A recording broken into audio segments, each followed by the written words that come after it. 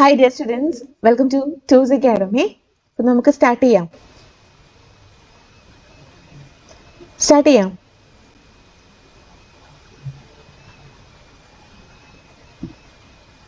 കേൾക്കാൻ പറ്റുന്നുണ്ടോ നിങ്ങൾക്ക്? ഓക്കെ. അപ്പോൾ നമ്മൾ ഇട്ടിട്ടുണ്ടായിരുന്ന 3 ദിവസത്തെ ക്ലാസ്സസ് ഒക്കെ നിങ്ങൾക്ക് യൂസ്ഫുൾ ആയിരുന്നോ? നിങ്ങൾക്ക് മനസ്സിലായോ?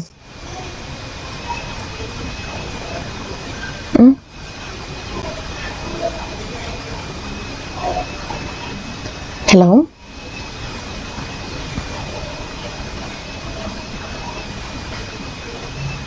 നിങ്ങൾക്ക് യൂസ്ഫുൾ ആയോ ക്ലാസ്സസ് ഒക്കെ?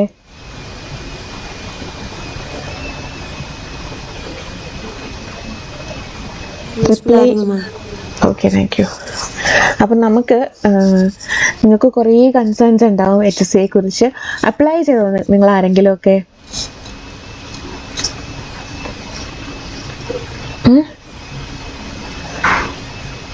നോട്ടിഫിക്കേഷനൊക്കെ ഔട്ടായിട്ട് ജനുവരി 29 തീയതി വരെ നമുക്ക് അപ്ലൈ ചെയ്യാനുള്ള സമയമുണ്ട്. അപ്പം നിങ്ങൾ അപ്ലൈ ചെയ്തോ ആരെങ്കിലും? അറ്റ്ലീസ്റ്റ് PSCയുടെ സൈറ്റിലൊക്കെ കയറി നോക്കിയോ?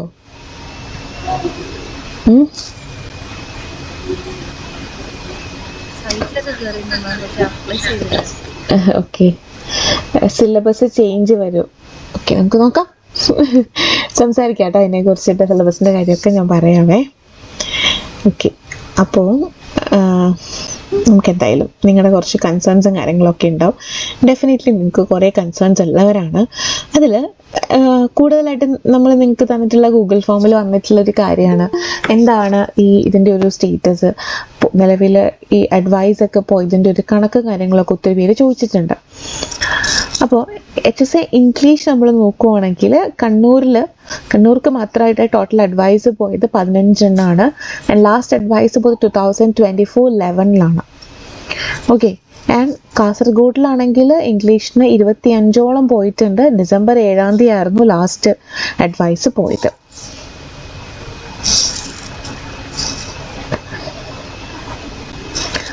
നമ്മൾ ആലപ്പുഴ നോക്കുകയാണെങ്കിൽ ആലപ്പുഴയിൽ 4 എണ്ണമാണ് ഇംഗ്ലീഷിന് പോയിട്ടുള്ളത്. ലാസ്റ്റ് 2023 അഡ്വൈസ് പോയിട്ടുള്ളത്. മലപ്പുറത്ത് 41 അഡ്വൈസുകൾ പോയിട്ടുണ്ട്. 6-ാം മാസം 2024 6-ാം മാസമാണ് ലാസ്റ്റ് പോയത്. കോട്ടയം നമ്മൾ നോക്കുകയാണെങ്കിൽ ഇംഗ്ലീഷിനൊക്കെ ഒരെണ്ണമേ പോയിട്ടുള്ളൂ. 2023 തന്നെയാണ് ഒരെണ്ണം പോയത്. കോഴിക്കോടാണെങ്കിൽ നമ്മൾ നോക്കുകയാണെങ്കിൽ ഇംഗ്ലീഷിന് 5 എണ്ണമാണ് 7-ാം മാസം 2024 7-ാം മാസമാണ് പോയിട്ടുള്ളത്. ഇടുക്കിയിലാണെങ്കിൽ ഇംഗ്ലീഷിന് ഒരു അഡ്വൈസാണ്, അത് ഓഗസ്റ്റ് 2023 പോയിട്ടുള്ളത്. വയനാട് 8 എണ്ണം 2024 6th മന്തിലാണ് പോയിട്ടുള്ളത്.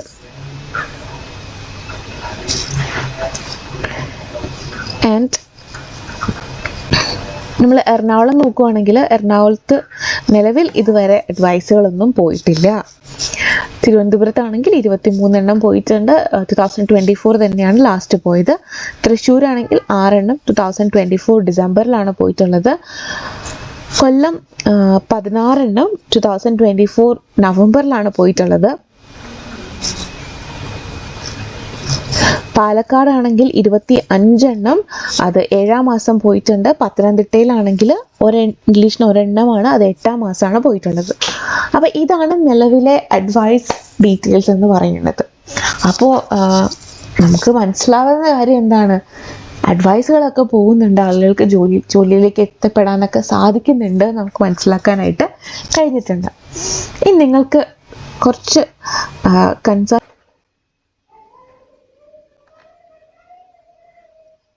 ഓക്കെ. അപ്പം നമുക്ക് നിങ്ങളുടെ കുറച്ച് ക്വറി ഉണ്ട്. നിങ്ങൾ കുറച്ച് പേരായി കോമൺ ആയിട്ട് ഡൗട്ട് വെച്ചിട്ടുണ്ടായിരുന്നു. നമുക്ക് ആ ഡൗട്ടൊക്കെ ഒന്ന് നോക്കാം കേട്ടോ.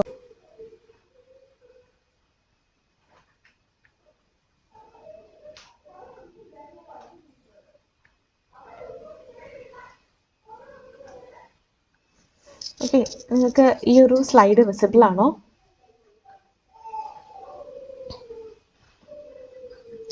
ഓക്കെ, ഫസ്റ്റ് ചോദിച്ചിട്ടുള്ള ഒരു ക്വറി എന്ന് പറയുന്നത്, അതായത് നമ്മളിപ്പോൾ കുറേ കാര്യങ്ങൾ കേൾക്കുന്നുണ്ട്. HSA HSST ഇൻ്റഗ്രേറ്റ് ചെയ്യാണ്, ഇനി എന്താ പറയുക HSC ഉണ്ടാവില്ല, HSST മാത്രമേ ഉണ്ടാവുള്ളൂ, അങ്ങനെ കുറേ കാര്യങ്ങൾ നിങ്ങൾ കേൾക്കുന്നില്ലേ? ഉണ്ടോ? നിങ്ങളും കേട്ടിട്ടുണ്ടാവില്ലേ അങ്ങനത്തെ കുറേ മാറ്റങ്ങളെ കുറിച്ചിട്ടൊക്കെ? പക്ഷേ നമുക്ക് നിലവിൽ ഒരു റിപ്പോർട്ടുകളും ഇതിനെ സപ്പോർട്ട് ചെയ്യുന്നതായിട്ട് വന്നിട്ടില്ല.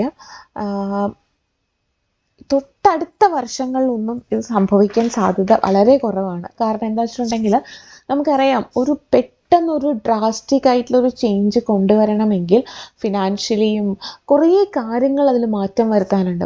ഇതുവരെ കേറ്ററ്റ് പാസ്സായവരുണ്ട്, അതുപോലെ സെറ്റ് പാസ്സാകാത്തവരുണ്ട്, അല്ലെങ്കിൽ കേറ്ററ്റിനും സെറ്റിനും പകരമായിട്ട് അപ്പോൾ പുതിയൊരു ഒരു എക്സാമിനേഷൻ കൊണ്ടുവരേണ്ടി വരും. അങ്ങനെ ഒത്തിരി മാറ്റങ്ങൾ അനിവാര്യമാണ്. അതുകൊണ്ട് പെട്ടെന്ന് എന്തായാലും വളരെ അടുത്ത് ഈ ഒരു ഇൻ്റഗ്രേഷൻ നമുക്ക് പ്രതീക്ഷിക്കാനായിട്ട് സാധിക്കില്ല. അതോർത്തിങ്ങ് തല പുകഞ്ഞ് ആരും തന്നെ ഇരിക്കണ്ട. അതുപോലെ ചോദിച്ചിട്ടുള്ള മറ്റൊരു കാര്യമാണ് HSC ക്വാളിഫിക്കേഷനിൽ എന്തെങ്കിലും ചേഞ്ചസ് വന്നിട്ടുണ്ടോ എന്ന്. നിലവിൽ നിങ്ങൾക്ക് MSCയോ MAയോ അങ്ങനത്തെ മാസ്റ്റർ ഡിഗ്രി ആവശ്യം ഇല്ല. ഫ്യൂച്ചറിൽ വന്നേക്കാം, പക്ഷെ നിലവിൽ ഇപ്പോൾ HSC അപേക്ഷിക്കുന്നതിനായിട്ട് നിങ്ങൾക്ക് അങ്ങനെയൊരു ഹയർ ക്വാളിഫിക്കേഷൻ ആവശ്യം ഇല്ല. ഓക്കെ, ഈ 2 പോയിന്റ്സ് നിങ്ങൾക്ക് ക്ലിയർ ആയോ? ഓക്കെ. പിന്നീട് ചോദിച്ചിട്ടുള്ള ഒരു കാര്യം എന്ന് വെച്ചിട്ടുണ്ടെങ്കിൽ നെഗറ്റീവ് മാർക്ക് ഉണ്ടോ PSCയിൽ എന്നാണ് ചോദിച്ചിട്ടുണ്ടായിരുന്നത്. തീർച്ചയായിട്ടും നെഗറ്റീവ് മാർക്ക് ഉണ്ട്. 0.33 മാർക്കാണ് ഒരു തെറ്റുത്തരത്തിന് നമുക്ക് നഷ്ടമാകുന്നത്. Is there any chance for frequently asked type questions? അതായത് നമുക്ക് ഫ്രീക്വൻ്റ്ലി ഇന്ന ചോദ്യങ്ങൾ ചോദിക്കും എന്ന് നമുക്ക് പറയാൻ പറ്റില്ല. പണ്ട് നമുക്ക് 8ാം ക്ലാസ്സിലും 10ാം ക്ലാസ്സിലൊക്കെ നമ്മൾ പഠിക്കുന്ന സമയത്ത് പറയും എപ്പോഴും essay പോർഷൻ ചോദിക്കുന്നത്, അല്ലെങ്കിൽ വലിയ മാർക്കിൻ്റെ ക്വസ്റ്റ്യൻ വരുന്നത് ഇതാണെന്നൊക്കെ പറഞ്ഞ് ചോദിക്കാറുണ്ട്. പക്ഷേ നമുക്ക് അങ്ങനെ ഫ്രീക്വൻ്റ്ലി പറയാൻ പറ്റില്ല. പക്ഷേ ഓരോ സബ്ജക്റ്റ് അനുസരിച്ച് ഏരിയ ഓഫ് ഇൻട്രസ്റ്റുകളുണ്ട്. ഇപ്പോൾ നമുക്ക് ഇംഗ്ലീഷ് നോക്കുവാണെങ്കിൽ ഇംഗ്ലീഷിൽ നമുക്ക് ഈ പറഞ്ഞതുപോലെ പോയട്രിയുടെ ലൈൻസ്, പോയട്രിയുടെ നമ്പർ ഓഫ് സ്റ്റാൻസേഴ്സ്, അങ്ങനത്തെ കുറച്ച് കാര്യങ്ങളൊക്കെ നമുക്ക് ഏതെങ്കിലുമൊക്കെ പോയട്രിയിൽ നിന്ന് വന്നേക്കാം എന്ന് പറയാൻ പറ്റും. Type of question in HSC. HSCയിൽ ഒരു mixed type of questions, HSC എന്നല്ല ഓൾമോസ്റ്റ് എല്ലാ PSC എക്സാമിനും അവർ ഫോളോ ചെയ്യുന്നൊരു പാറ്റേൺ വെച്ചിട്ടുണ്ടെങ്കിൽ ദേ will have some basic level questions, they have some advanced level questions, കുറച്ചിങ്ങനെ ഡിഫിക്കൽട്ട് ആയിട്ടുള്ള ക്വസ്റ്റ്യൻസ് ഉണ്ടാവും. ശരിക്കും പറഞ്ഞാൽ ആ ഈസി ലെവൽ ആൻഡ് ആ ഒരു മീഡിയം ലെവൽ ക്വസ്റ്റ്യൻസ് എന്ന് പറയുന്നത് ആ പരീക്ഷ എഴുതുന്ന എല്ലാവർക്കും ആൻസർ ചെയ്യാൻ പറ്റുന്ന ടൈപ്പ് ഓഫ് ക്വസ്റ്റ്യൻസ് ആയിരിക്കും. പക്ഷേ എന്നാൽ റാങ്കിലേക്ക് നമ്മൾ എത്തിക്കുന്നത് ആ കുറച്ച് ഡിഫിക്കൽട്ട് ആയിട്ടുള്ള ക്വസ്റ്റ്യൻസ് ആയിരിക്കും. നമ്മളെപ്പോഴും പറയുന്ന കാര്യമാണല്ലോ, നമുക്ക് അറിയുന്ന കാര്യമാണ്, പരീക്ഷ എളുപ്പമായിട്ടുണ്ടെങ്കിൽ കട്ട് ഓഫ് കൂടും എന്ന്. ഡെഫിനറ്റ്ലി അതൊരു സൈഡ് എഫക്റ്റ് പോലെ സംഭവിക്കുന്ന കാര്യമാണ്.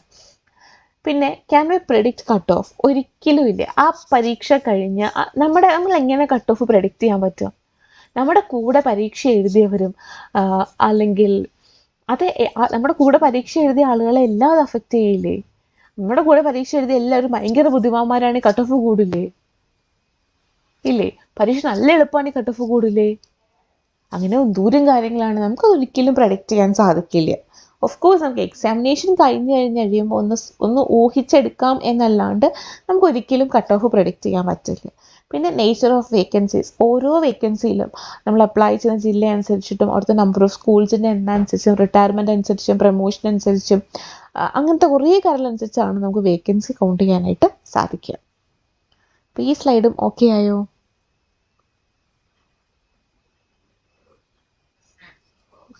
ഓക്കെ, അടുത്തത് nature of promotion in HSC. HSCയിൽ നമുക്ക് സീനിയർ പോസ്റ്റിലേക്കും ജൂനിയർ പോസ്റ്റിലേക്കും പ്രൊമോഷൻ നമുക്ക് എക്സ്പീരിയൻസിൻ്റെ ബേസിസിൽ നമുക്ക് കിട്ടിയേക്കാം. പിന്നെ ഹെഡ് മാസ്റ്റർ, ഹെഡ് മിസ്ട്രസ്, ആ ഒരു സീനിയർ ഡിപ്പാർട്ട്മെൻറ്റ് ലെവലിലേക്കൊക്കെ നമുക്ക് മാറിയേക്കാം. പിന്നെ അസിസ്റ്റൻറ്റ് എഡ്യൂക്കേഷൻ ഓഫീസറായിട്ടും DEO ആയിട്ടും ഡിസ്ട്രിക്ട് എഡ്യൂക്കേഷൻ ഓഫീസറൊക്കെ ആയിട്ട് നമുക്ക് പ്രൊമോഷൻ കിട്ടാൻ സാധ്യതയുണ്ട്. അതൊന്നും ഇന്ന് കയറി നാളെ തന്നെ സംഭവിക്കുന്ന കാര്യമല്ല. It took time. Then pattern of examination. നമ്മുടെ പാറ്റേൺ എന്ന് പറയുന്നത് MCQ പാറ്റേൺ ആണ് HSL നിലവിലുള്ളത്. കുറേ കുട്ടികൾ ചോദിച്ചിട്ടുണ്ട് ഡിസ്ക്രിപ്റ്റീവ് ആവാൻ സാധ്യതയുണ്ടോ എന്ന്. നിലവിൽ ഡിസ്ക്രിപ്റ്റീവ് എക്സാമിനേഷന് സാധ്യത വളരെ വിദൂരമാണ്, ഒരുപാട് ദൂരത്താണ്. നമുക്ക് നോർമലി MCQs തന്നെയാണ് പ്രതീക്ഷിക്കാനായിട്ട് സാധിക്കുന്നത്. ഡിസ്ക്രിപ്റ്റീവ് എന്ന് പറയുന്നത് അസിസ്റ്റന്റ് പ്രൊഫസറിനും KAS പോലത്തെ പരീക്ഷകളിലൊക്കെയാണ് ഡിസ്ക്രിപ്റ്റീവ് ആവാനുള്ള സാധ്യത ഉള്ളൂ. ബാക്കിയെല്ലാം തന്നെ MCQs-നാണ് പോസിബിലിറ്റി ഏറെയുള്ളത്.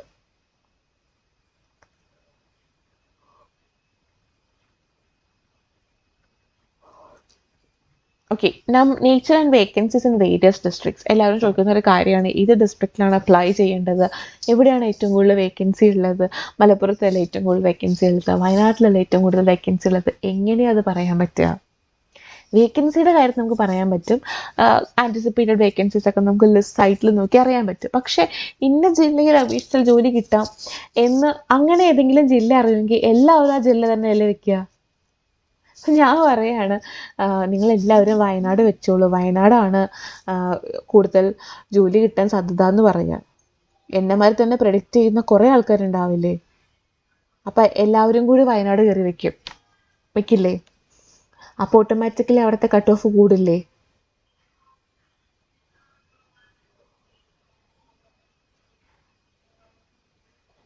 നിങ്ങൾ പറ, കൂടുമല്ലോ?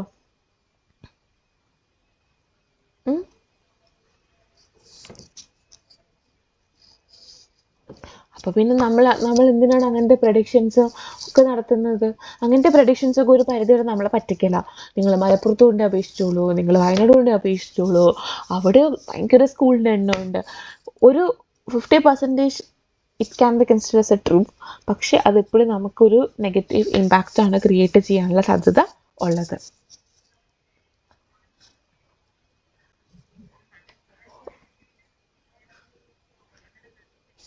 അത് നമുക്ക് നമ്മുടെ കഷ്ടകാലത്തിന് ഇപ്പം നമ്മൾ നല്ലതായിട്ട് എന്താ പറയുക വേക്കൻസി ഉള്ള ഒരു ജില്ലയെ കൊണ്ട് നമ്മൾ അപേക്ഷിച്ചു, എന്തെങ്കിലും കേസും ബുക്കാരും വന്ന് ആ ജില്ല പെട്ടുപോയാലോ? അങ്ങനൊന്നും പറയാൻ പറ്റില്ലടാ. ചിലപ്പോൾ നമ്മുടെ കഷ്ടകാലത്തിന് ഇപ്പോൾ ഇയാൾ പറഞ്ഞ പോലെ കോഴിക്കോട് നടക്കുന്നില്ല എന്ന് പറഞ്ഞാൽ ആരെങ്കിലും കുറേ ഒച്ചപ്പാടും ബഹളം ഉണ്ടാക്കി പെട്ടെന്ന് കോഴിക്കോട് നടന്നാലോ? അപ്പോൾ കോഴിക്കോട് നിന്ന് മാറിപ്പോയോരോ?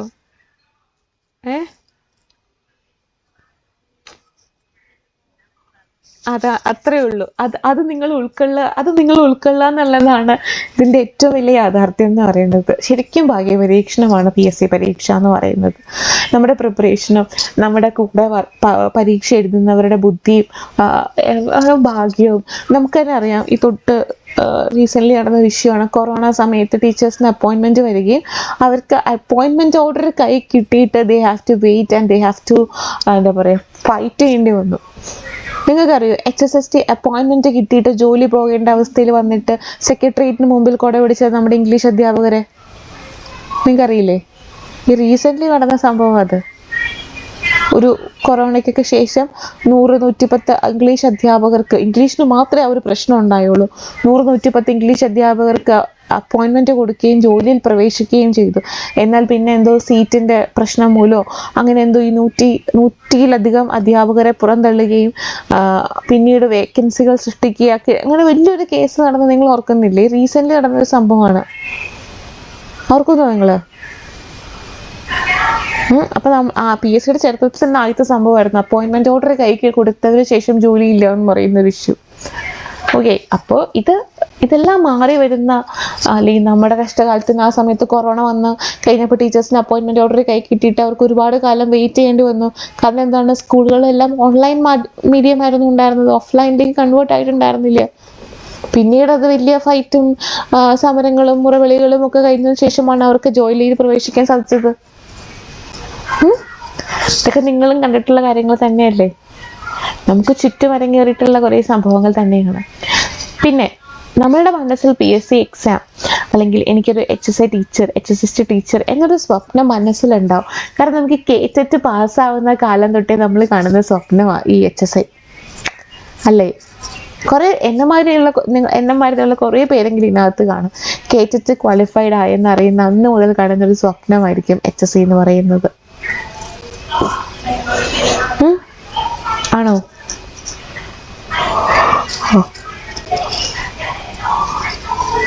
അങ്ങനെ നമ്മളൊരു സ്വപ്നം കണ്ടിട്ടുണ്ടെങ്കിൽ ആ സ്വപ്നത്തെ നേടിയെടുക്കാൻ ശ്രമിക്കുക എന്നുള്ളത് നമ്മുടെ ഉത്തരവാദിത്തമല്ലേ?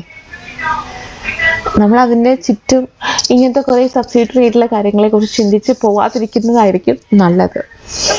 Okay, topics to be covered. PSCയുടെ നിർദ്ദേശം അനുസരിച്ച് you have to cover the entire syllabus and the previous year questions also. ഒരാൾ ചോദിച്ചിട്ടുണ്ടായിരുന്നു സിലബസിൽ മാറ്റം വരുമോ എന്ന്. നിലവിൽ മാറ്റം വരുന്നതായിട്ട് നമുക്ക് യാതൊരു അറിവും കിട്ടിയിട്ടില്ല.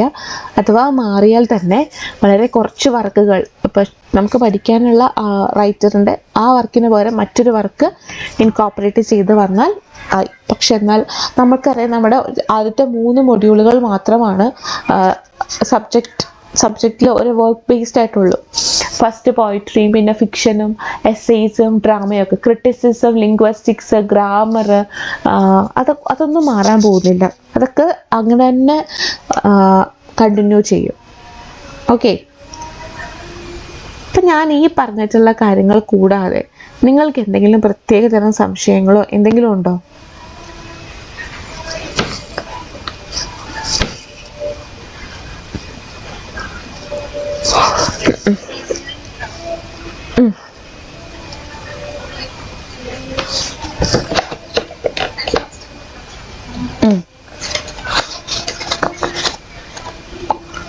എൻ്റെ ക്വസ്റ്റ്യൻ ഓക്കെ, റൊട്ടേഷൻ ലിസ്റ്റ് എന്ന് ഉദ്ദേശിക്കുന്നത് എന്താണ്?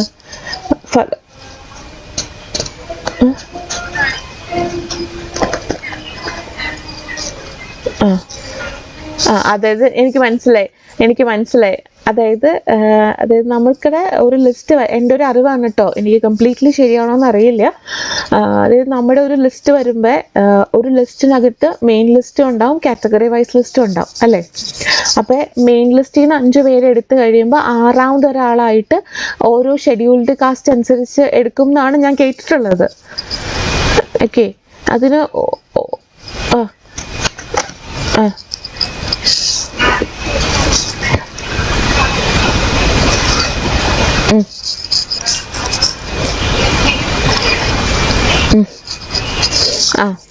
അങ്ങനെയാണ്.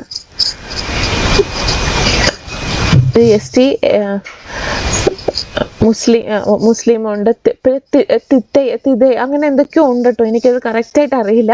പക്ഷെ എന്തായാലും അങ്ങനെ ഒരു സിസ്റ്റം PSC ഫോളോ ചെയ്യുന്നുണ്ട് അങ്ങനെ ഒരു സിസ്റ്റം.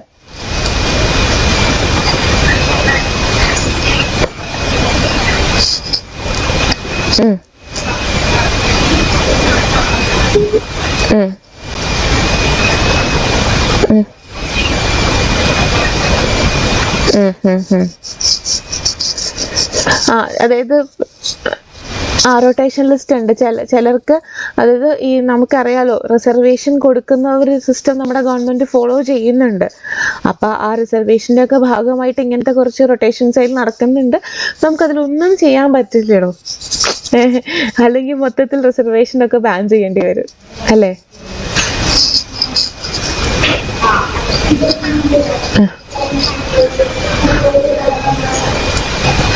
മുസ്ലിം, ഈഴവ, പിന്നെ OBC ആണ് മുസ്ലിം, അത് ഈഴവ കാറ്റഗറിക്കാണ് വരുന്നത്.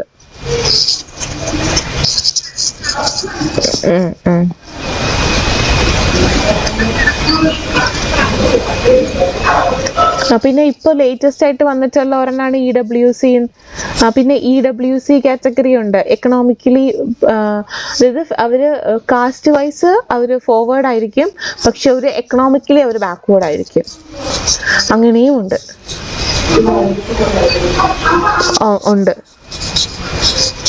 ഇതിനകത്ത് ഇതൊക്കെ ഉണ്ടല്ലോ.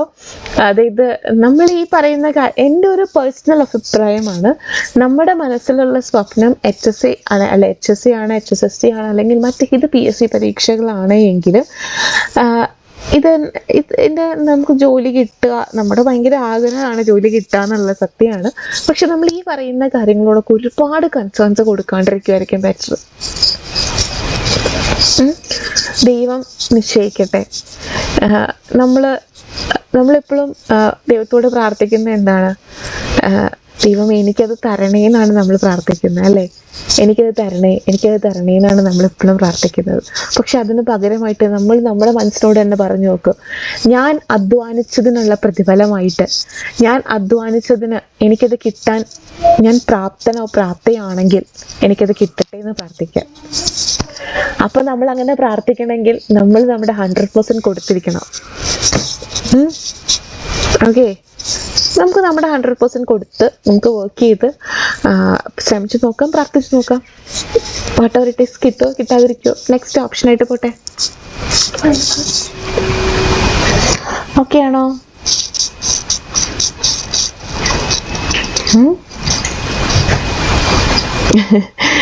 ഓക്കെ, ഇനി നിങ്ങൾക്ക് ഒരാൾ ചോദിച്ച ക്വസ്റ്റ്യൻ ഞാൻ കണ്ടില്ല എന്ന് പറഞ്ഞിട്ടുണ്ട്, നട വെച്ചിട്ടുണ്ട്. സിലബസ് ചേഞ്ച് വരുമോ? ഞാൻ ഓൾറെഡി പറഞ്ഞു, സിലബസ് ചേഞ്ച് വരുമോ ഇല്ലയോ എന്നൊന്നും നമുക്കിപ്പോൾ പറയാനായിട്ട് സാധിക്കില്ല. ഏകദേശം നമ്മുടെ കൺഫർമേഷനൊക്കെ വരുന്ന ആ ഒരു ടൈമില്ലേ, ആ ഒരു സമയത്തോടനുബന്ധിച്ചാണ് നമ്മുടെ സിലബസിൽ എന്തെങ്കിലും ചേഞ്ച് ഉണ്ടെങ്കിൽ വരാൻ സാധ്യതയുള്ളൂ. അത് തന്നെ ആദ്യത്തെ 3 മൊഡ്യൂളുകളിലാണ് എന്തെങ്കിലും മാറ്റം വരുള്ളൂ. ക്രിറ്റിസിസം, ലിംഗ്വിസ്റ്റിക്സ്, ഗ്രാമർ, അങ്ങനത്തെ കാര്യങ്ങളിലൊന്നും നമുക്ക് വലിയ ചേഞ്ച് വരാനായിട്ട് ഇല്ല. ഇത്ര ഓക്കെയാണോ?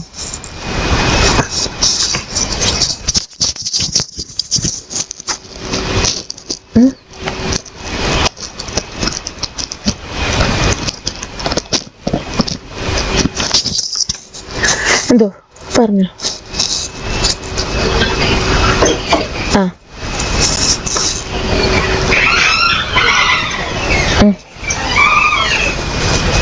മൊത്തം 20 മാർക്കിനാണ് ജനറൽ പേപ്പർ വരിക. ഓക്കെ, 100 മാർക്കിൽ 80ഓളം മാർക്ക് നമ്മുടെ സബ്ജക്റ്റിനായിരിക്കും ഉണ്ടാവുക, 20ഓളം മാർക്കായിരിക്കും ജനറൽ പേപ്പറിൽ ഉണ്ടാവുക. അത് നമുക്കിങ്ങനെ കൃത്യമായിട്ട് ഇന്നതെന്ന് പറയാൻ പറ്റത്തില്ല. ചില പ്രാവശ്യം 1-2 കറണ്ട് അഫെയർസും കുറച്ച് GKയും അങ്ങനെയൊക്കെ ചോദിച്ച് ഒഴിവാക്കുന്ന കണ്ടിട്ടുണ്ട്. ചില പ്രാവശ്യം തീരെ ഇല്ലാണ്ട് വന്നിട്ടുണ്ട്. അപ്പം അത് നമുക്ക് അങ്ങനെ പറയാൻ പറ്റില്ല. 20 മാർക്ക് മൊത്തത്തിൽ അതിൽ നിന്ന് പ്രതീക്ഷിക്കാം, മൊഡ്യൂൾ 1 നിന്ന്. ഓക്കെ, ഇപ്പോൾ നിങ്ങൾക്ക് ഓക്കെ ആയോ? ഇനി നമുക്കെന്നാൽ നമ്മുടെ സബ്ജക്റ്റിലേക്ക് പോവാം. ജനറൽ ആയിട്ടുള്ള കാര്യങ്ങളെല്ലാം ഓക്കെ ആയെന്ന് ഞാൻ വിചാരിക്കുകയാണ് കേട്ടോ. ഓക്കെ, എല്ലാവരും ഒക്കെ സുഖമായിട്ടിരിക്കുന്നോ?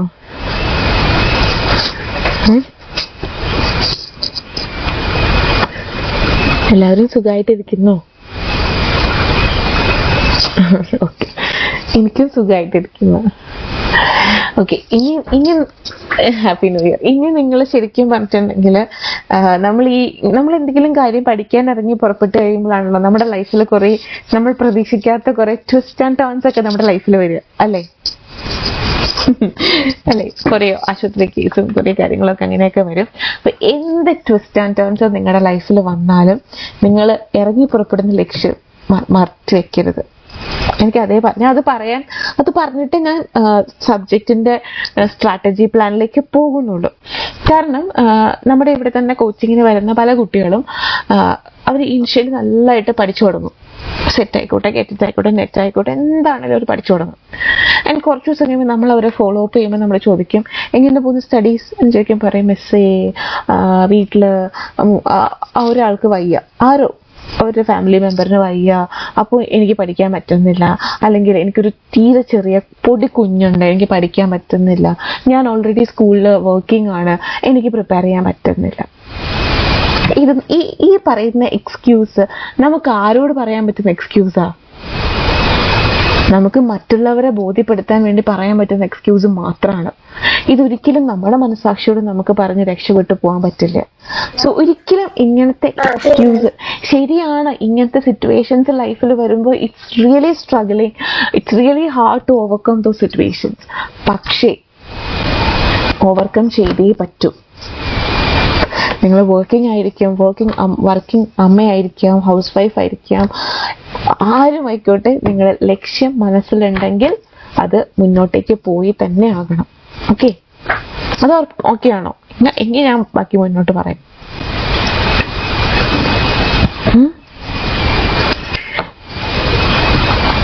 ഓക്കെ ആണോ? അപ്പൊ നിങ്ങളും ആ കൂട്ടത്തിലുള്ളവരാണോ? ഒരാള് മാത്രമേ ഓക്കെ പറഞ്ഞോളൂ. നമുക്ക് കുറച്ച് സ്ട്രഗിൾ ചെയ്യേണ്ടി വരും. സ്ട്രഗിൾ ചെയ്യാനുള്ള മൈൻഡ് ഉണ്ടെങ്കിൽ നമുക്ക് നേടിയെടുക്കാനായിട്ട് സാധിക്കുകയും ചെയ്യും. അപ്പം ഇതാണ് ഞാൻ ആദ്യമേ ഈ സ്ലൈഡ് കാണിച്ചായിരുന്നു നിങ്ങളെ. കുറച്ച് ലേറ്റ് ജോയിനിങ് ആയിട്ടുള്ള ആൾക്കാരുണ്ട്. അപ്പം ഞാൻ ഒന്നുകൂടെ പറയുകയാണ്, അത്യാവശ്യം അഡ്വൈസസ് ഒക്കെ പോയിട്ടുണ്ട്. നിലവിൽ എറണാകുളത്ത് മാത്രമാണ് കുറച്ച് അഡ്വൈസ് ഇല്ലാണ്ട് വന്നിട്ടുള്ളൂ. ഇപ്പം കണ്ണൂർ നോക്കുവാണെങ്കിലും കാസർഗോഡ് നോക്കുവാണെങ്കിലും കണ്ണൂർ 15 എണ്ണവും കാസർഗോഡ് 25 എണ്ണവും പോയിട്ടുണ്ട്. ആൻഡ് ഇവിടെയൊക്കെ നോക്കുവാണെങ്കിൽ ആലപ്പുഴ 4, മലപ്പുറത്ത് 41 പോയിട്ടുണ്ട്. കോട്ടയത്ത് 1 ഉള്ളൂ, കോഴിക്കോട് 5 ഉണ്ട്, ഇടുക്കിയിൽ 1 ഉള്ളൂ, വയനാട് 8 ഉണ്ട്. എറണാകുളത്താണ് നിലവിൽ ഇല്ലാത്ത ഹതഭാഗ്യം. ഞങ്ങളമാതിരി എറണാകുളംകാരാണ് ആരുമില്ലാത്തത്. തൃശ്ശൂരാണെങ്കിൽ 6 ഉണ്ട്, പാലക്കാട് 25 ഉണ്ട്, പത്തനംതിട്ടയിൽ 1 ഉണ്ട്, കൊല്ലം 16 ഉണ്ട്, തിരുവനന്തപുരത്ത് 23 ഉണ്ട്. നമുക്ക് നോക്കിയാൽ മനസ്സിലാവും ഇംഗ്ലീഷിനും മറ്റ് സബ്ജക്റ്റുകൾക്കും ഒക്കെ അഡ്വൈസസ് പോയിട്ടുണ്ട്. അപ്പൊ അഡ്വൈസസ് അതൊന്നും ഒന്നും ബേജാറാവേണ്ട കാര്യമില്ല കേട്ടോ. പിന്നെ ഇനി നമ്മൾക്ക് നമ്മുടെ സിലബസിലേക്ക് വരികയാണെങ്കിൽ മൊഡ്യൂൾ 1 എന്ന് പറയുന്നത് renaissance and freedom movement, module 2 എന്ന് പറയുന്നത് general knowledge and current affairs, and module 3 methodology of teaching the subject. Part A എന്ന് പറയുന്നത് ഈ 3 മൊഡ്യൂളുകളുടെ കോമ്പിനേഷനാണ്. കുറച്ച് പേര് നമ്മുടെ വർക്ക്ഷോപ്പിൻ്റെ ഇടയ്ക്ക് ചോദിച്ചിട്ടുണ്ടായിരുന്നു, നിങ്ങൾക്ക് ജനറൽ പേപ്പറിൻ്റെ ക്ലാസ് ഇല്ലേ എന്ന്. തീർച്ചയായിട്ടും ഉണ്ട്. ഈ പറയുന്ന ടോപ്പിക്സിൻ്റെ ക്ലാസ്സസ് എല്ലാം നമ്മൾ നിങ്ങൾക്ക് പ്രൊവൈഡ് ചെയ്യുന്നതായിരിക്കും. Renaissance, freedom movement, general knowledge, current affairs, methodology of teaching subject എല്ലാം നമ്മൾ കൃത്യമായി നിങ്ങളിലേക്ക് പക്കാ നോട്ട്സ് തന്ന് നമ്മൾ ക്ലാസ് എടുക്കുന്നതായിരിക്കും. ഓക്കെ,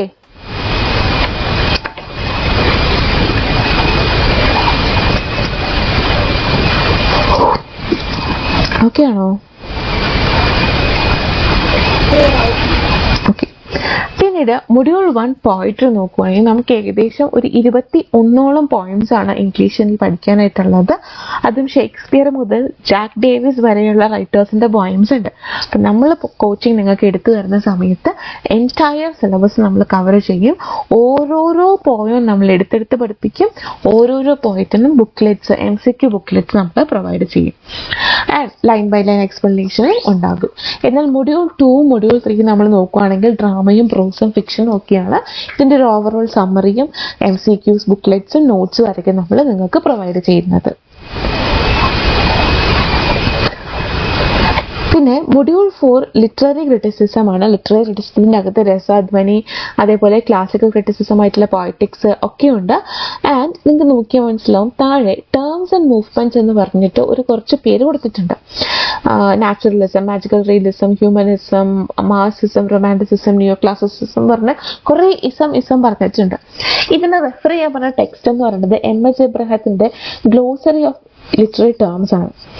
അപ്പോൾ ശരിക്കും ഇത്രേ പറഞ്ഞിട്ടുള്ളൂ. പക്ഷെ ഗ്ലോസറി എന്ന് പറയുന്നത് കാരണം സാഗരമായത് കാരണം നമുക്ക് ക്വസ്റ്റ്യൻസ് എവിടെ നിന്നൊക്കെ പ്രതീക്ഷിക്കാൻ പറ്റും.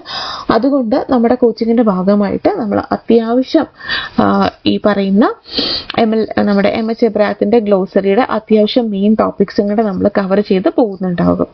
നിങ്ങൾക്ക് നോട്ട്സും പ്രൊവൈഡ് ചെയ്യും.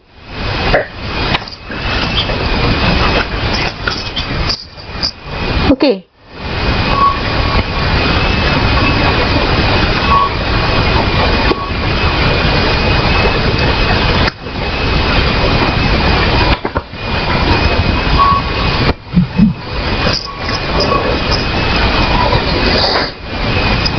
ഓക്കെ ആണോ?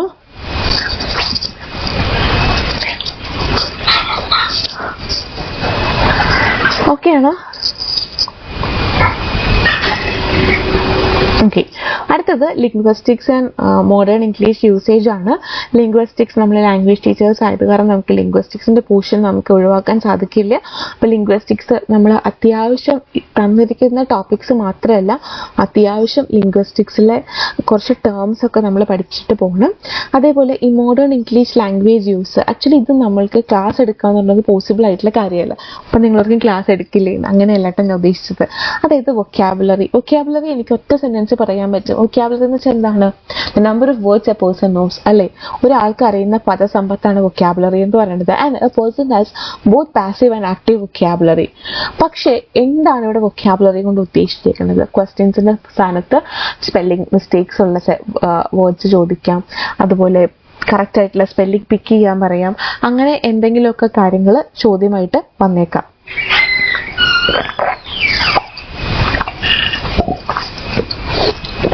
അപ്പോൾ അവിടെ ശരിക്കും നമ്മുടെ വൊക്കാബുലറിയാണ് നമ്മൾ പ്രൂവ് ചെയ്യേണ്ടത്. പിന്നെ സിനോണിംസും ആന്റോണിംസും, ഓപ്പോസിറ്റ്സ്, സിമിലർ ആയിട്ടുള്ള words, one words, commonly confused words, ഇങ്ങനത്തെ കുറേ കാര്യങ്ങൾ. ഇഡിയംസ് ഒക്കെ എത്ര ഇഡിയംസ് ഉണ്ട് ഇംഗ്ലീഷിൽ. അപ്പം നമ്മളെയും കൂടെ എത്രത്തോളം പറ്റും നമ്മൾ അത്രത്തോളം പ്രിപ്പയർ ചെയ്യുക. നമുക്ക് ചെയ്യാൻ പറ്റുന്നൊരു കാര്യം എന്ന് വെച്ചിട്ടുണ്ടെങ്കിൽ, റീസെൻ്റ്ലി നടന്നിട്ടുള്ള പല പരീക്ഷകളിലും ഈ ഇംഗ്ലീഷിൻ്റെ ലാംഗ്വേജ് യൂസേജ് ക്വസ്റ്റ്യൻ വരാറുണ്ട്, മിക്ക പരീക്ഷകളിലും ചോദിക്കാറുണ്ട്. അപ്പം നമുക്ക് അത്യാവശ്യം PSC ക്വസ്റ്റ്യൻ പേപ്പേഴ്സിൽ നിന്നൊക്കെ ഈ ടൈപ്പ് ഓഫ് ക്വസ്റ്റ്യൻസ് കണ്ടുപിടിച്ച് കുറച്ച് വർക്കൗട്ട്സ് ഒക്കെ ചെയ്ത് വെക്കുകയാണെങ്കിലാണ് മൊഡ്യൂൾ 6 നമുക്ക് സെറ്റാക്കാനായിട്ട് സാധിക്കുക. ഞാൻ പറഞ്ഞ് നിങ്ങൾക്ക് കിട്ടുന്നുണ്ടോ?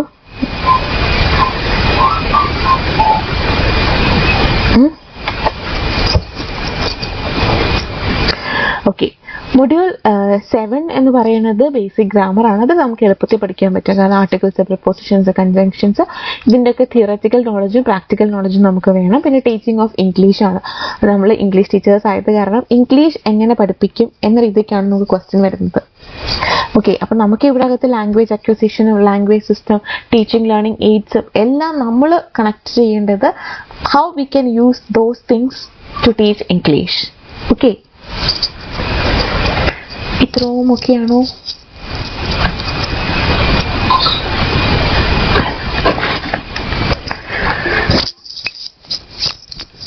ഒരു മിനിറ്റ്.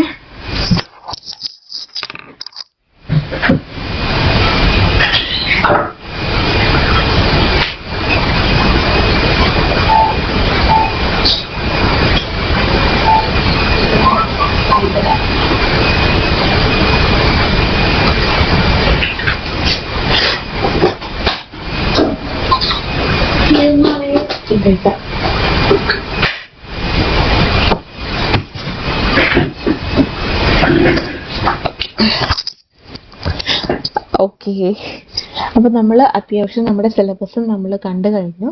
ഇനി നമുക്ക് ചെയ്യേണ്ട കാര്യം ഇത് എങ്ങനെ പഠിച്ചു തുടങ്ങാം എന്നുള്ള ഒരു കാര്യമാണ് നമ്മൾ ചെയ്യേണ്ടത്. സോ പ്രോപ്പർ പ്ലാനിങ് ആണ് ഇതിൻ്റെ ബെസ്റ്റ് സ്റ്റെപ്പ് എന്ന് പറയുന്നത്. അല്ലെങ്കിൽ നമ്മൾ ഒരു കാര്യത്തിലേക്ക് നമ്മൾ ഇറങ്ങുന്നതിന് മുമ്പായിട്ട് ആ എൻറ്റയർ ട്രാക്കും നമ്മളൊന്ന് പ്ലാൻ ചെയ്യണം. ആവശ്യമായിട്ടുള്ള മെറ്റീരിയൽസ് കളക്ട് ചെയ്ത് വെക്കുക, ഒരു ചെക്ക് ലിസ്റ്റ് പ്രിപ്പയർ ചെയ്ത് വെക്കുക, സിലബസ് ഫോക്കസ് ചെയ്യുക. അതേപോലെ നിങ്ങളുടെ ഡെയിലി റുട്ടീൻ അനുസരിച്ചിട്ട് ഒരു ടൈം ടേബിളും കൂടി മെയിൻറ്റെയിൻ ചെയ്യുക. ഇതാണ് the very first and the most important thing എന്ന് പറയുന്നത്. ഈ കാര്യങ്ങൾ പക്കയായിട്ട് ചെയ്യുമ്പോഴാണ് നമ്മുടെ പ്ലാനിങ് ബെസ്റ്റായി മാറുന്നത്, അല്ലെങ്കിൽ ദ ഫസ്റ്റ് സ്റ്റെപ്പ് ഏറ്റവും നന്നായി വരിക. ഓക്കെ, പ്രോപ്പറായിട്ടുള്ള മെറ്റീരിയൽസ്, ചെക്ക് ലിസ്റ്റ്, സിലബസ്, ഒരു ടൈം ടേബിള്. അതിനുശേഷം ഇത് നിങ്ങൾ എല്ലാവരും ചെയ്യണം കേട്ടോ. ഫോണിൽ സിലബസ് ഉണ്ടെന്ന് പറഞ്ഞിട്ട് ഒരിക്കലും നിങ്ങൾ ഒരിക്കലും ചെയ്യാണ്ടിരിക്കരുത്. സിലബസിൻ്റെ ഒരു കോപ്പി 1, 2, 3, 4 കോപ്പി മസ്റ്റായിട്ട് എടുത്ത് വെച്ചോളാം. അതെന്ന് വെച്ചിട്ടുണ്ടെങ്കിൽ നിങ്ങൾ ഓരോ റിവിഷൻ്റെ സമയത്തും നിങ്ങൾക്ക് ചെക്ക് ലിസ്റ്റ് പോലെ ടിക്ക് ഇടാനും അതിൻ്റെ സൈഡിൽ കുഞ്ഞു കുഞ്ഞു ബ്രീഫ് നോട്ട്സ് എഴുതി വെക്കാനും ഒക്കെ ഈ സിലബസിൻ്റെ കോപ്പി നല്ലതായിരിക്കും. അതേപോലെ previous year question papers collect ചെയ്തെടുക്കുക. നെസസറി ആയിട്ടുള്ള മെറ്റീരിയൽസും കൂടി കളക്ട് ചെയ്യുക.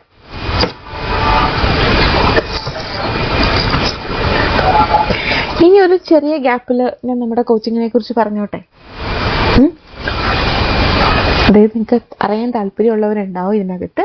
നമ്മുടെ കോച്ചിങ് എന്ന് പറയുന്നത് ഓഫ്കോഴ്സ് നമ്മൾ നിങ്ങൾക്ക് തന്നത് ഒരു ഡെമോ സെക്ഷൻ പോലത്തെ ക്ലാസ്സസ് ആയിരുന്നു. ഒരു വർക്ക്ഷോപ്പിൻ്റെ ഭാഗമായിട്ട് നമ്മൾ പ്രൊവൈഡ് ചെയ്തത്. നിങ്ങൾക്ക് കിട്ടിയതുപോലെ റെക്കോർഡഡ് ക്ലാസ്സസ് ആയിരിക്കും ഉണ്ടാക്കുക. PDF നോട്ട്സ് വാട്സപ്പിൽ നമ്മൾ പ്രൊവൈഡ് ചെയ്യും. എക്സാംസ് വീക്ക്ലി നമ്മൾ എക്സാംസ് കണ്ടക്ട് ചെയ്യും. നിങ്ങൾക്ക് അസൈൻമെൻറ്റ്സ് തരും.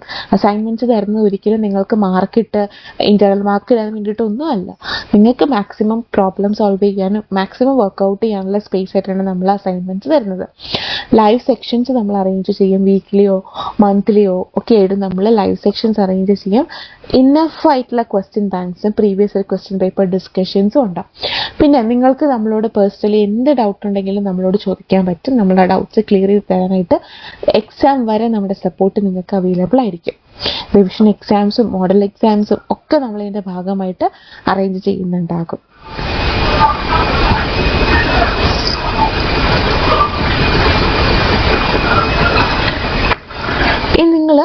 ഇംഗ്ലീഷ് പഠിക്കുന്ന സമയത്ത് നിങ്ങൾ ഏറ്റവും കൂടുതൽ ഫോക്കസ് ചെയ്യേണ്ട കാര്യം എന്ന് വെച്ചിട്ടുണ്ടെങ്കിൽ പീരിയഡ്സ് ഓഫ് ഇംഗ്ലീഷ് ലിറ്ററേച്ചറിനെ കുറിച്ച് കൃത്യമായ ധാരണ ഉണ്ടാവണം.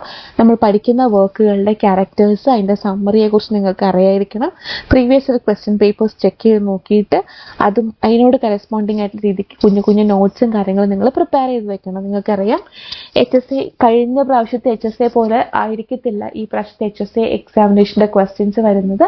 കുറച്ചും കൂടെ സ്റ്റേറ്റ്മെന്റ് ടൈപ്പ് ഓഫ് ക്വസ്റ്റ്യൻസ്, കുറച്ച് ഡിഫിക്കൽട്ട് ആയിട്ടുള്ള ക്വസ്റ്റ്യൻസ് നമുക്ക് എക്സ്പെക്ട് ചെയ്യാനായിട്ട് സാധിക്കുന്ന ഒരു പരീക്ഷയായിരിക്കും ഈ പ്രാവശ്യത്തെ പരീക്ഷ എന്ന് പറയുന്നത്. കാരണം പൊതുവെ എല്ലാ PSC പരീക്ഷകളുടെയും നിലവാരം ഉയർന്നിട്ടുണ്ട്. ഇനി ഇതാണ് ഞാൻ ആദ്യമേ പറഞ്ഞ കാര്യം, ബി മെന്റലി വെൽ പ്രിപ്പയർഡ്. മാനസികപരമായിട്ട് നിങ്ങൾ ആദ്യമേ തയ്യാറെടുക്കുക. അതായത് ബാക്കി നിങ്ങളുടെ ലൈഫിൽ വരാനും നിങ്ങളുടെ ലൈഫിൽ ഇപ്പം നിങ്ങൾ അനുഭവിച്ചുകൊണ്ടിരിക്കുന്ന സ്ട്രെസ്സും സ്ട്രെയിനും എല്ലാം മാറ്റി വെച്ചിട്ട് you have to prepare yourself. Okay, അതാണ് ഫസ്റ്റ് സ്റ്റെപ്പ് എന്ന് പറയുന്നത്. മെന്റലി ആൻഡ് ഫിസിക്കൽ പ്രിപ്പറേഷൻ ആവശ്യമാണ്.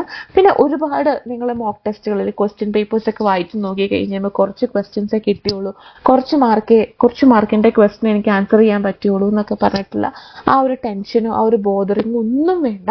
അത് നിങ്ങളെ ബാഡായിട്ട് അഫക്റ്റ് ചെയ്യും. ബി പോസിറ്റീവ്, വളരെ ഹാപ്പി ആയിട്ട് വളരെ പോസിറ്റീവായിട്ട് എനർജറ്റിക് ആയിട്ട് മുന്നോട്ടേക്ക് പോകുക. ഇനി നിങ്ങളുടെ പ്രിപ്പറേഷൻ വൈൻഡ് അപ്പ് ചെയ്യുന്ന സമയത്ത് നിങ്ങൾ സിലബസ് ഒന്നും കൂടി നോക്കുക. അതായത് നിങ്ങൾക്ക് റിവിഷൻ്റെ സമയത്തൊക്കെ ചെയ്യാൻ പറ്റുന്ന കാര്യമാണ്. സിലബസ് ഒന്നും കൂടി നോക്കുക, സിലബസിന് നന്നായി അണ്ടർസ്റ്റാൻഡ് ചെയ്യുക. അതുപോലെ previous year question papers download എടുക്കുക, ആ ക്വസ്റ്റ്യൻ പേപ്പറിനെ അനലൈസ് ചെയ്യുക, മനസ്സിലാക്കുക. സിലബസിൽ ചെക്ക് ലിസ്റ്റ് പ്രിപ്പയർ ചെയ്ത് വെച്ചതിന് ശേഷം കിട്ടിയോ ഇല്ലയോ എന്ന് വീണ്ടും വീണ്ടും ആവർത്തിച്ച് നോക്കുക. പിന്നെ ഒരു ടൈം ടേബിളാണ്. ടൈം ടേബിളിൻ്റെ കാര്യം എപ്പോഴും ഞാൻ പറയാറുണ്ട്, ഒരാൾക്ക് നിങ്ങൾക്ക് ടൈം ടേബിൾ സെറ്റ് ചെയ്ത് തരാൻ പറ്റില്ല. കാരണം ഓരോ വ്യക്തിയുടെയും വർക്കിംഗ് അവറും ഫാമിലി അവറും റെസ്റ്റിംഗ് ടൈമും സ്റ്റഡി ടൈമും എല്ലാം വ്യത്യസ്തമായിരിക്കും. അപ്പം നിങ്ങളുടെ പ്രാക്ടിക്കൽ യൂസിനനുസരിച്ചിട്ടുള്ള ഒരു ടൈം ടേബിൾ നിങ്ങൾ സെറ്റ് ചെയ്യുക. ഇത് കുറച്ച് റെഫറൻസ് ടെക്സ്റ്റുകളാണ്. മസ്റ്റായിട്ട് വായിക്കുന്ന ടെക്സ്റ്റാണ് MH എബ്രാറ്റിൻ്റെ ഗ്ലോസറി. മറ്റ് 2 ടെക്സ്റ്റ് നിങ്ങൾക്ക് സബ്സിഡറി ആയിട്ട് യൂസ് ചെയ്യാം. ലിറ്റററി ടേംസ് ആൻഡ് ലിറ്റററി തിയറിയും അതുപോലെ ഹിസ്റ്ററി ഓഫ് ഇംഗ്ലീഷ് ലിറ്ററേച്ചറും നിങ്ങളെ ഒരുപാട് ഹെൽപ്പ് ചെയ്ത 2 ടെക്സ്റ്റുകളാണ്.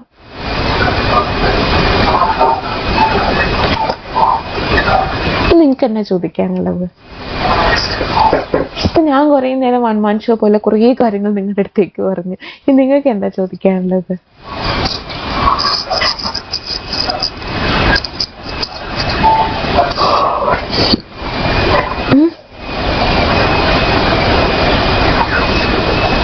ഒന്നും ചോദിക്കാനില്ലേ?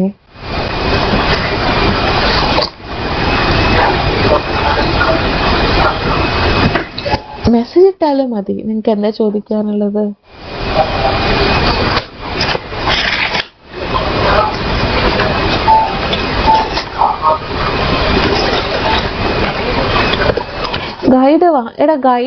ഗൈഡ് കൂടുതലായിട്ടും ഈ വിക്കിപീഡിയയും അല്ലെങ്കിൽ അങ്ങനത്തെ കുറച്ച് കാര്യങ്ങളൊക്കെ ആയിരിക്കും ഉണ്ടാവുക. പിന്നെ കുറച്ച് ക്വസ്റ്റ്യൻ അധികമുള്ള ഗൈഡുകളൊക്കെ അവൈലബിൾ ആണെങ്കിൽ നിങ്ങൾക്കത് ഡിപ്പെൻഡ് ചെയ്യാം.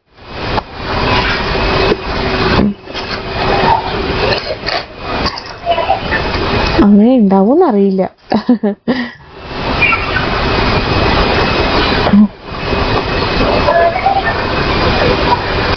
General paper മലയാളത്തിലായിരിക്കും. നമുക്കായിരിക്കില്ല, നമുക്ക് ഇംഗ്ലീഷ് തന്നെയായിരിക്കും ചോദിക്കുക. ലാസ്റ്റ് ടൈം HSAയിലൊക്കെ ആണെങ്കിൽ ഇംഗ്ലീഷ് തന്നെയാണ് മുഴുവൻ ക്വസ്റ്റ്യൻ വന്നിട്ടുണ്ടാവുക. പ്രോസ് ഡ്രാമ എന്തൊക്കെ കൺസിഡർ ചെയ്യണം, എല്ലാം പഠിക്കണം. സിലബസിലെ പ്രോസും ഡ്രാമയും എല്ലാം നമ്മൾ പഠിച്ചിട്ട് പോകണം. സിലബസിൽ തന്നേക്കണ എല്ലാ വർക്കും നമ്മൾ കംപ്ലീറ്റ് ആയിട്ട് പഠിക്കേണ്ടത് അത്യാവശ്യമാണ്.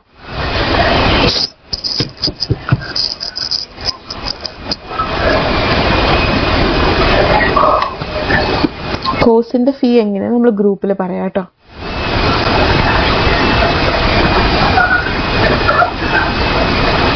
വേറെ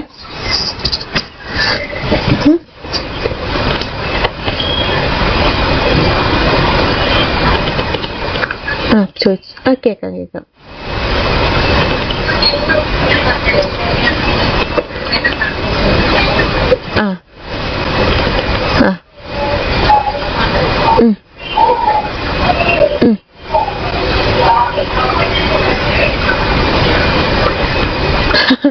അതാണ് ഉദ്ദേശിച്ചത്. എടാ പ്രോസ് ആൻഡ് ഡ്രാമയും നമ്മൾ അതുപോലെ തന്നെ നോട്ട് പ്രൊവൈഡ് ചെയ്യും കേട്ടോ. അതായത് ഇപ്പൊ ഞാൻ പറയുകയാണെങ്കിൽ പ്രോസ് ആൻഡ് ഡ്രാമയിലും നമ്മൾ ശ്രദ്ധിക്കേണ്ട കാര്യങ്ങൾ വെച്ചിട്ടുണ്ടെങ്കിൽ ക്യാരക്ടർ സ്കെച്ച്, അവർ പറയുന്ന പ്രധാനപ്പെട്ട കൊട്ടേഷൻസ് ഇല്ലേ. ഇപ്പൊ നമുക്ക് ഷേക്സ്പിയറിന്റെ ആണെങ്കിൽ നമുക്ക് മാക്ബത്ത് പഠിക്കാനുണ്ട്. അതിനകത്ത് മാക്ബത്ത് പറയുന്ന കുറേ കൊട്ടേഷൻസ് ഉണ്ട്, ലേഡി മാക്ബത്തിന്റെ കുറേ കൊട്ടേഷൻസ് ഉണ്ട്. അത് നമുക്ക് പഠിച്ചിട്ട് പോകണം. അതേപോലെ ഇപ്പോ നമ്മുടെ എല്ലാ നാടകങ്ങളുടെ അകത്തും അങ്ങനെയുണ്ട്. അപ്പൊ ക്യാരക്ടേഴ്സ് പറയുന്ന ഇമ്പോർട്ടൻ്റ് ആയിട്ടുള്ള ഡയലോഗ്സ്, അതുപോലെ ആ ഓരോ വർക്ക്, ഇപ്പൊ മാക്ബത്തിലാണെങ്കിൽ എത്ര സെറ്റിംഗ് മാറുന്നുണ്ട്, മാക്ബത്തിന്റെ കാസ്റ്റിൽ പോകുന്നുണ്ട്, ഡങ്കന്റെ കാസ്റ്റിൽ പോകുന്നുണ്ട്, അങ്ങനെ കുറെ സെറ്റിങ്സ് ഉണ്ട്. അതേപോലെ അവിടെ അപ്പിയർ ചെയ്യുന്ന ക്യാരക്ടേഴ്സ് ഉണ്ട്. അപ്പൊ ക്യാരക്ടർ സ്കെച്ച്, അവരുടെ dialogues, protagonist, antagonist, female character, പിന്നെ അങ്ങനെ കുറെ കാര്യങ്ങൾ ഡ്രാമയിൽ നിന്നൊക്കെ നമുക്ക് പഠിക്കാൻ പറ്റും.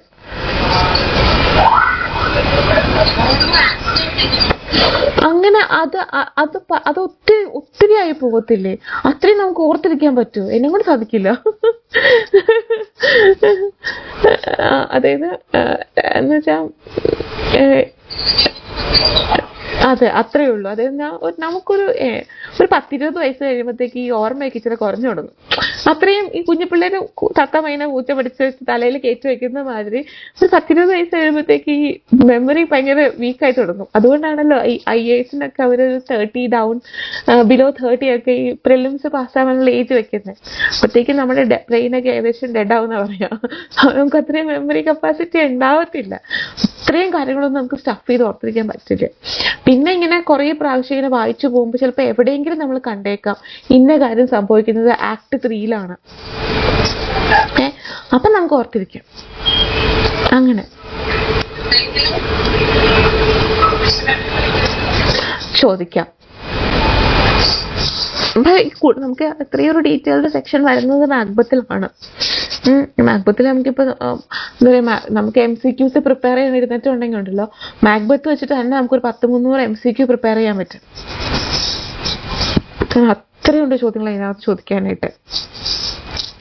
അങ്ങനെ നമ്മൾ പ്രിപ്പയർ ചെയ്യാൻ ഇരുന്നിട്ടുണ്ടെങ്കിൽ ഓരോ സബ്ജക്റ്റും ഓരോ വർക്കും നമുക്ക് കിട്ടും ഒരു 100-300 MCQ വെച്ചിട്ട്.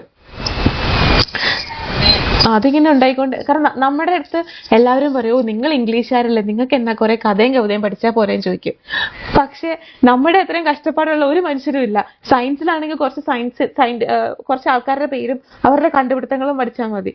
ഇംഗ്ലീഷിൽ എപ്പോഴും ഇന്ന് 12 മാസം മാറ്റങ്ങൾ വന്നുകൊണ്ടിരിക്കുന്ന ഒരു സബ്ജക്റ്റ് ഇംഗ്ലീഷ്. എപ്പോഴും പുതിയ റൈറ്റേഴ്സ് വരും, എപ്പോഴും പുതിയ വർക്ക് വരും. English to Malayalam translation, Malayalam to English translation, ഇങ്ങനെ പുതിയ കാര്യങ്ങൾ സംഭവിച്ചുകൊണ്ടേയിരിക്കും.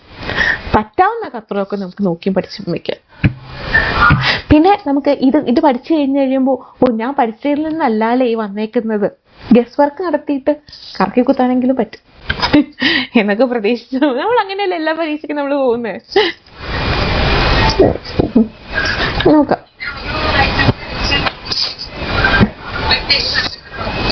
ഇപ്പൊ കഴിഞ്ഞ പ്രാവശ്യം മാക്ബത്തിനെ കുറിച്ചിട്ട് അങ്ങനെ ഒരു ക്രിട്ടിക്കൽ റിലേറ്റഡ് ആയിട്ടുള്ള ഒരു ക്വസ്റ്റൻ ആണ് ലാസ്റ്റ് HSCക്ക് ചോദിച്ചിട്ടുണ്ടായിരുന്നത്.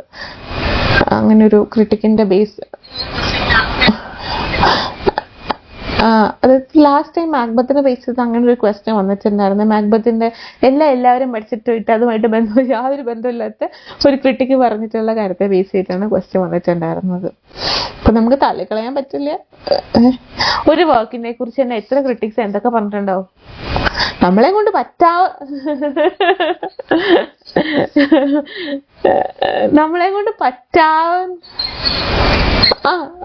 അത്രയൊക്കെ കണ്ടോ, നമ്മൾ തന്നെ നമ്മളെ സമാധാനിപ്പിക്കാൻ കുറെ കാര്യങ്ങൾ കണ്ടെത്തി.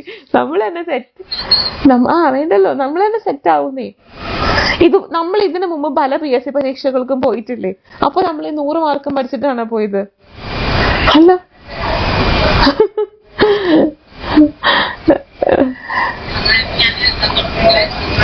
ഞാൻ എന്താ ഉദ്ദേശിച്ചിട്ടുണ്ടെങ്കിൽ എന്താണ് ഫോക്കസ് ചെയ്യേണ്ടതെന്നാണ് എനിക്ക് മനസ്സിലായത്.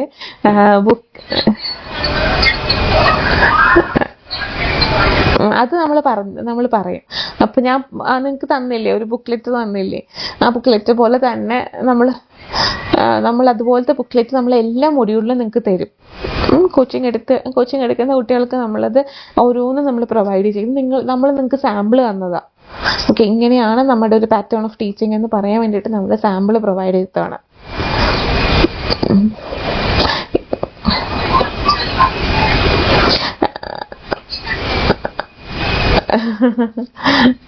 അതെ, ഞാൻ അതാ പറഞ്ഞു നിങ്ങളുടെ അടുത്ത് പറഞ്ഞു, നിങ്ങൾ മാർക്കറ്റിൽ പോയിട്ട് റാങ്ക് ഫയൽ നോക്കുന്നുണ്ട്. അതെ, അവര് ചുമ്മാ കട്ട് കോപ്പി പേസ്റ്റ് ആയിരിക്കും. എവിടെന്നെങ്കിലും ഒക്കെ ഉള്ള കുറെ കാര്യങ്ങൾ ചുമ്മാ കട്ട് കോപ്പി പേസ്റ്റ്. നമ്മുടെ എല്ലാവരുടെയും കയ്യിൽ മൊബൈൽ ഇല്ലേ, നമുക്ക് എല്ലാവർക്കും ഗൂഗിൾ യൂസ് ചെയ്യാൻ അറിയാൻ പാടില്ലേ, പിന്നെ എന്തിനാ നമ്മൾ പൈസ മുടക്കി ഒരു റാങ്ക് ഫയൽ വാങ്ങുന്നത്? ഓക്കെ, നമ്മൾ ശരിക്കും പറഞ്ഞാൽ നമ്മുടെ കയ്യിൽ കിട്ടുന്ന മെറ്റീരിയലിനെ നമ്മുടെ രീതിക്ക് കസ്റ്റമൈസ് ചെയ്ത് കൊണ്ടുവരിക. അപ്പൊ നമുക്കിവിടെ വരുന്ന കുട്ടികളുടെ റിക്വയർമെന്റ് നമുക്കറിയാം, അവരെന്താണ് എക്സ്പെക്ട് ചെയ്യുന്നത് നമുക്കറിയാം. അങ്ങനെയാണ് നമ്മൾ കസ്റ്റമൈസ് ചെയ്ത് നോട്ട് നിങ്ങൾക്ക് എത്തിച്ചു തരുന്നത്. ഓക്കെ, നോക്കാം. ഇനി ഡൗട്ട് ഉണ്ടോ ആർക്കെങ്കിലും? ഇതിൽ ചോദിക്കാറുണ്ടോ? നിങ്ങൾ ചോദിച്ചോ, നിങ്ങളുടെ കൺസേൺ അല്ലേ? ചോദിച്ചോടാ.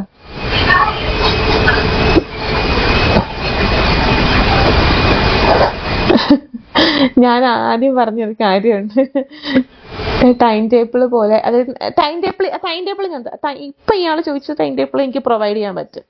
ഓക്കെ, അതായത് ഒരു 6 മാസം കൊണ്ട് എങ്ങനെ നിങ്ങൾക്ക് ഈ സാധനം പഠിച്ചെത്താം. ഓക്കെ, അതായത് ഇപ്പൊ ഞാൻ പറയാണ്, നിങ്ങളുടെ അടുത്ത് ഞാൻ പറയാണ്, മൊഡ്യൂൾ നമ്പർ 1 നിങ്ങൾ തന്നെ ആലോചിച്ച് നോക്കി, 21 പോയുണ്ട്. 21 പോയുണ്ട്. കഴിഞ്ഞ പ്രാവശ്യം മൊഡ്യൂൾ 1 ബന്ധപ്പെട്ട് എനിക്ക് തോന്നുന്നു നിങ്ങളുടെ ബുക്ക്ലെറ്റിൽ തന്നെ ഞാൻ ക്വസ്റ്റ്യൻസ് പ്രൊവൈഡ് ചെയ്തിട്ടുണ്ട്. ലാസ്റ്റ് ടൈം ചോദിച്ച ക്വസ്റ്റ്യൻസ് ഓൾമോസ്റ്റ് അവർ ഒരു 50% ഓഫ് പോയട്രിയും കവർ ചെയ്തവർ ചോദിച്ചിട്ടുണ്ടായിരുന്നു. അപ്പൊ നമ്മളെ കൊണ്ട് ഒരു ദിവസം ഒരു പോയം പഠിക്കാനേ പറ്റുള്ളൂ. അപ്പൊ തന്നെ നമുക്ക് 21 പോയം പഠിക്കാൻ നമുക്ക് 21 ദിവസം വേണ്ടേ? ഒരു നോർമൽ കാൽക്കുലേഷനാണ് ഞാൻ പറഞ്ഞത്. അപ്പൊ പിന്നെ ആ പോയട്രിയുടെ സെക്ഷനുമായി ബന്ധപ്പെട്ടിട്ടുള്ള കാര്യങ്ങൾ ഡീൽ ചെയ്യാനായിട്ട് നമുക്ക് ഒരു 10 ദിവസം കൂടി വേണം. അപ്പോൾ ഏകദേശം 1 മാസം. സോ മൊഡ്യൂൾ 1 പഠിക്കാനായിട്ട് നമുക്ക് എത്ര നാൾ വേണ്ടി വരും? 1 മാസം. മൊഡ്യൂൾ 2 അത്രയും ലെങ്തി അല്ല, പക്ഷേ ഡ്രാമയാണ്. ഏകദേശം ഈ ഒരു സമയം വേണ്ടി വരും. ഒരു മൊഡ്യൂൾ 1ഉം മൊഡ്യൂൾ 2ഉം മൊഡ്യൂൾ 3യും പഠിക്കാനായിട്ട് നിങ്ങൾക്ക് 3 മാസം വേണ്ടി വരും. ബാക്കി പ്രൊപ്പോസിഷൻ, ഗ്രാമാറ്റിക്കൽ സെക്ഷൻസും ലിംഗ്വിസ്റ്റിക്സും എല്ലാം കൂടി നമുക്ക് ഒരു 1.5 മാസം കൊണ്ട് തീർക്കാൻ പറ്റും. അപ്പോൾ ഒരു 4-4.5 മാസം കൊണ്ട് നമുക്ക് ഈ എൻറ്റയർ സിലബസ് കവർ ചെയ്യാൻ പറ്റും. ബാക്കി സമയം നമുക്ക് റിവിഷനും MCQs ഒക്കെ വെച്ചിട്ട് നമുക്ക് ചെയ്യാൻ പറ്റും. അങ്ങനെയാണ് ഒരു നോർമൽ, നമുക്കൊരു 6 മാസം നമ്മുടെ മുമ്പിലുണ്ടെങ്കിൽ നമുക്ക് ഡിവൈഡ് ചെയ്യാനായിട്ട് സാധിക്കുക. എങ്ങനെയാണെങ്കിലും പോയിട്രിക്കും പ്രോസിനും ഫിക്ഷനും ഡ്രാമയ്ക്കും നമുക്കൊരു 3 മാസം വേണ്ടി വരും മസ്റ്റായിട്ട്. ഈ 3 മാസം ഞാൻ പറയാൻ കാരണം എന്താണെന്ന് അറിയാമോ? ഓരോരുത്തരുടെ വർക്കിംഗ് അവേഴ്സും ഫാമിലി ടൈമും റെസ്റ്റിംഗ് ടൈമും സ്റ്റഡി ടൈമും വ്യത്യസ്തമായിരിക്കും. ചില ആൾക്കാർ ജോലിയൊക്കെ രാജിവെച്ചിട്ട് രാവിലെ തൊട്ട് വൈകുന്നേരം വരെ ഇരുന്ന് പഠിക്കുന്നവർക്ക് ഇത്രയും സമയമൊന്നും വേണ്ടി വരത്തില്ല.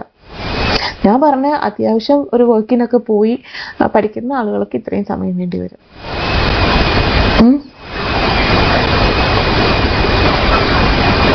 ക്ലിയർ ആയോ ഞാൻ പറഞ്ഞേ? ഇനി എന്താ ചോദിക്കാനല്ലോ നിങ്ങൾക്ക്? ഇങ്ങനെ ചോദിക്കാനുള്ള കൺസേൺസ് ചോദിച്ചോളൂ. ഇനി ഇങ്ങനെ ഒരു പ്ലാറ്റ്ഫോമിൽ ഒന്ന് ചോദിക്കാൻ മടിയാണെന്നുണ്ടെങ്കിൽ ഒന്ന് വാട്സാപ്പ് ചെയ്താൽ മതി. ഓക്കെ,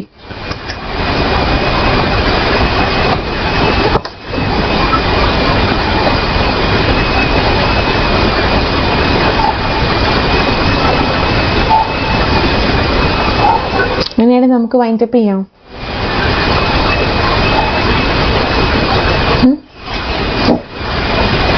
എന്തോ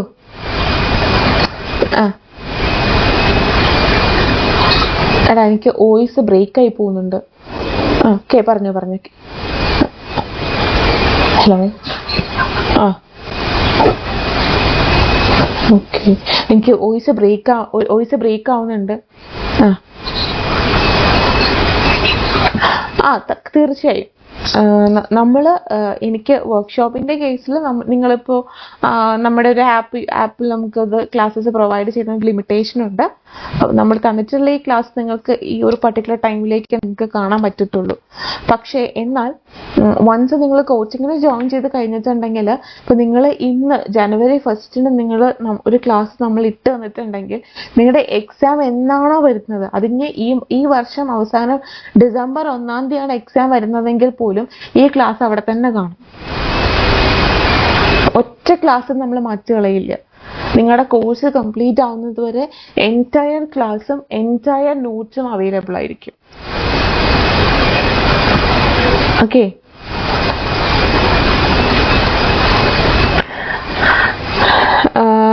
വർക്ക്ഷോപ്പിലെ ക്ലാസ് എപ്പോഴും അതായത് നമുക്ക് ഇത്രയും ഒരു സ്റ്റുഡൻസിനും നമുക്ക് ഇത്രയും ക്ലാസ്സസ് കുറേ നാളത്തേക്ക് ആക്സസ് കൊടുക്കാൻ പറ്റില്ല. കാരണം ഈ ആപ്പ് ഒക്കെ പെയ്ഡ് ആയത് കാരണം നമുക്ക് അത്രയും ആക്സസ് കൊടുക്കാൻ പറ്റില്ല.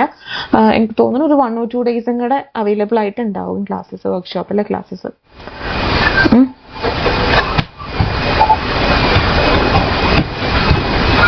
Okay,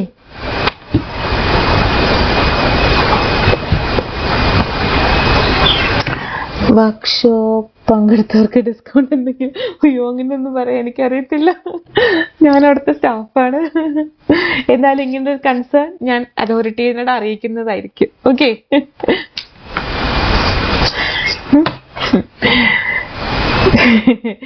okay. ഇനി എന്തെങ്കിലും?